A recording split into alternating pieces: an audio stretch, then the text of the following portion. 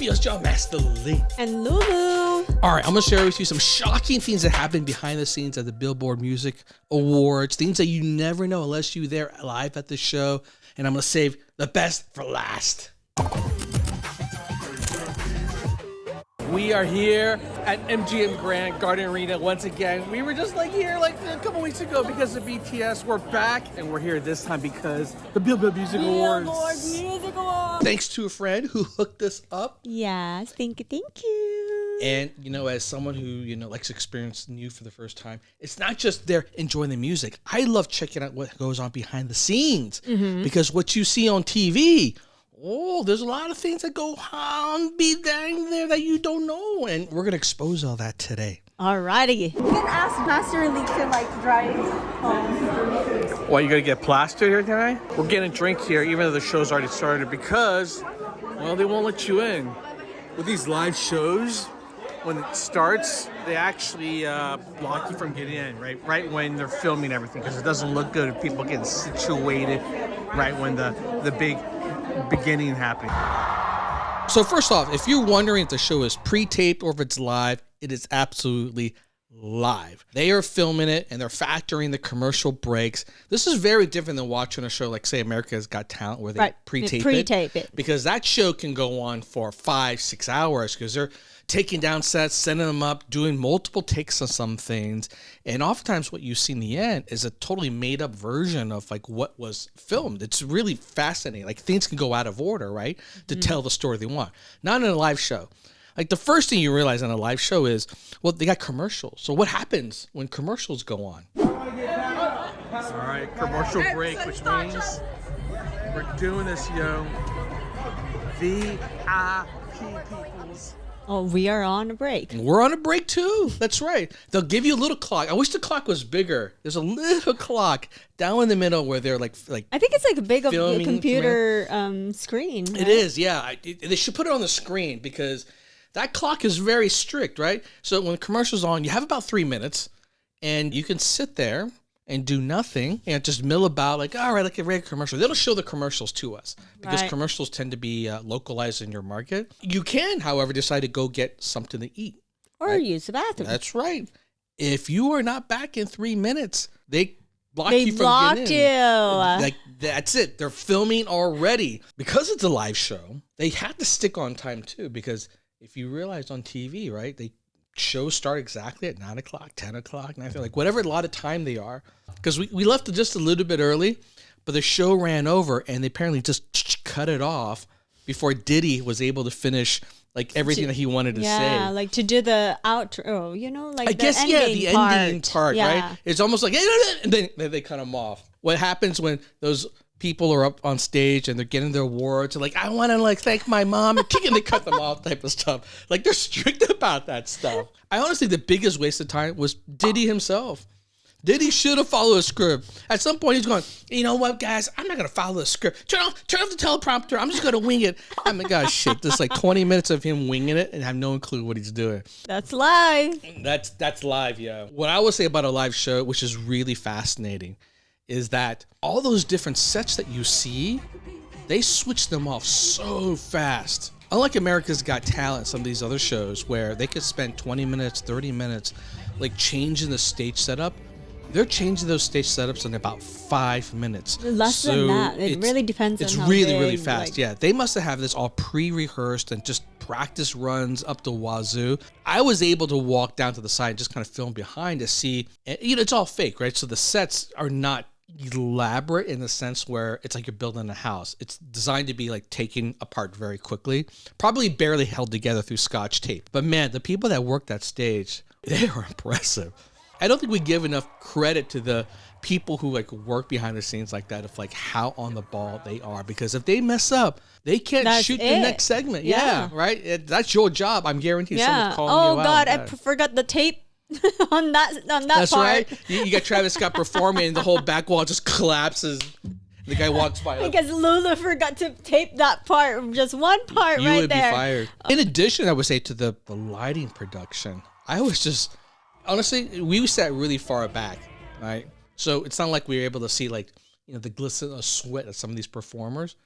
But the light show from everywhere that stadium was amazing. It was enthralling to watch them. There must have been tens of thousands. I'm not even saying like thousands, like tens of thousands of lights. And they're all running and they're all in sync with the performers. They're all on cue when they said cut to commercial. I probably spent a good 15 minutes just looking up into the rafters, admiring Like how admiring everything- it and wishing, Yeah. I wish I have that lights. I was like that. I was like, oh, Maybe you should work on your stage performance first. You literally have 1, 2, 3, 4, 5, 6, 7, 8 lights in this room. And somehow she says, I I still need need 1,000 more. more. Now, I think the really important thing about lights, this is the one thing that you don't realize with a lot of these shows, is that lights might shine on the star, but they're also really great at taking your eyes away from the other parts of the stadium that show producers don't want you to see. So the rest of the stadium is very dark. There were a lot of seats that were empty. This was not a full show. I would say like maybe 20% of the seats in the back where we were was just empty. I think it could be for a couple reasons. One is that, well, actually, there weren't that many great big performers. I mean, we were walking in, you could see some of the billboards, and Justin Bieber's name was up there. I think you even saw somewhere along, people think, well, is BTS going to come perform? Like, one of the big ones, right? and that's the not reason why we went though, right? Because of our friend gave us that. They were, Yeah. exactly. The friend was hoping that, BTS would be there. Not to say that the artists there weren't impressive. I mean, Megan Thee Stallion was Yeah. freaking amazing. Yeah, Her Becky stage G. presence, Becky G was amazing. But there are what I would call AAA stars where they sell tickets, right? If you had Justin Bieber there, tickets would have for sure. sold out. BTS was there, tickets would have sold out. This wasn't that, and because of that, it didn't sell out. It was a great show nonetheless, and the people performing were amazing. Here's the thing, right? And this is really funny, and I'll save the biggest reveal to the end of like things that were shocking that you may not realize about, right? I don't know if you guys noticed this on TV, but there were definitely like certain things that created the most pop, right? I would say the performer that created the most pop was definitely Megan Thee Stallion. She was, let's just say, every time she whipped her butt around, people were just hooping and hollering. The roof was going to cave in. People were loving that. Yeah. Oh my I feel goodness. like that was the first time I've seen her perform live, and she's so natural. No. It's not natural. It's supernatural.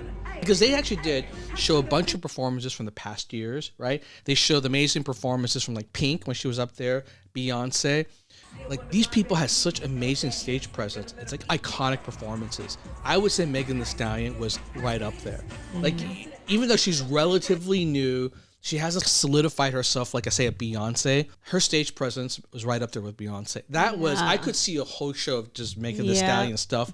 And She was really good. she could have Oh my carried that God. whole effing show. Amazing.